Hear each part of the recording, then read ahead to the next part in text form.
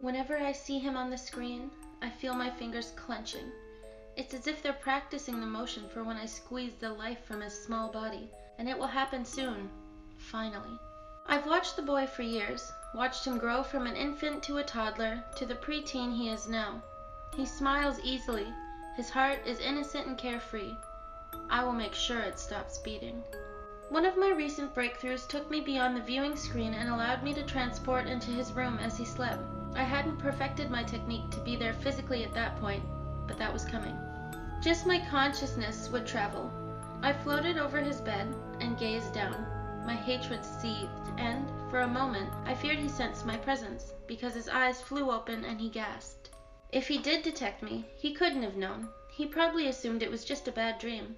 I watched as his eyelids grew heavy and he drifted off again.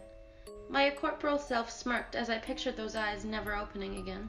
Through these encounters, I've missed my wife. The love of my life had been taken from me by the hatred creature so blissfully sleeping in his bed. He had no idea what kind of monster he would become in the future. Memories of my beloved's soft touch flooded my mind as I estimated how many times I could stab the boy through his face before I'd be forced to stop. Yesterday I managed to solve the missing part of my experiment. The first few years I was limited to the view screen. A year ago I conquered the problem of mind movement. Now, finally, I can physically bridge the span of time. My mind and body can cross over. I can stand strong and powerful over the murderer in his bed. His strength will be no match for mine. If he sees me and screams, it won't matter. Help will be too far away. I write this now as I prepare to make my temporal journey to bring my wife back into the world. I glow with sadistic glee as I imagine how I'll do it, how I'll destroy her murderer.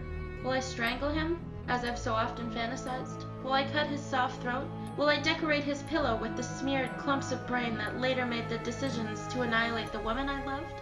All of it's up for grabs. The most important thing is that the boy must die.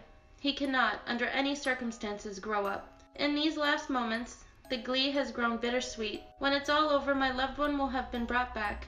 Her life can resume as if nothing ever happened. She'll never know, though. She'll never learn about the sacrifice I'm making. Her death had been an accident, a terrible, careless one by a young scientist too egocentric and arrogant to use caution. But the accident is about to be reversed.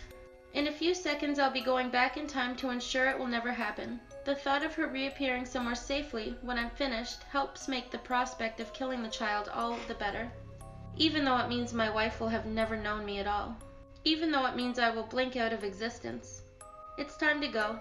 Everything I've worked so hard to do is coming to fruition. Should this note remain, let it be the only record of my life after the age of 11, the age I was murdered by my future self.